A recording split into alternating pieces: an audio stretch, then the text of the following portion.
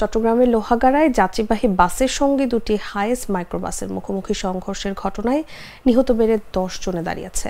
তাদের মধ্যে ঘটনাস্থলে 7 জন এবং হাসপাতালে নেওয়ার পর 3 জন মারা যান। বুধবার সকাল 7টার দিকে চট্টগ্রাম কক্সবাজার মহাসড়কের উপজেলার চুন্তি জাঙ্গালিয়া মাজার গেট এলাকায় এই দুর্ঘটনা ঘটে।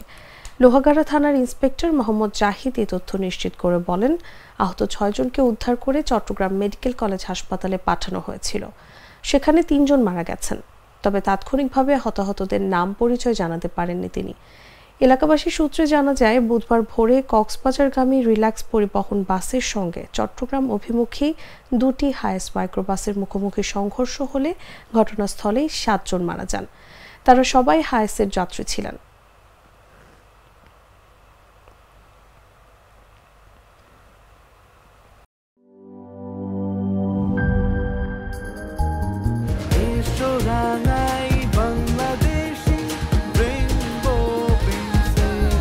রেইনবো পেইন্টস, ছড়াও জীবনের রং।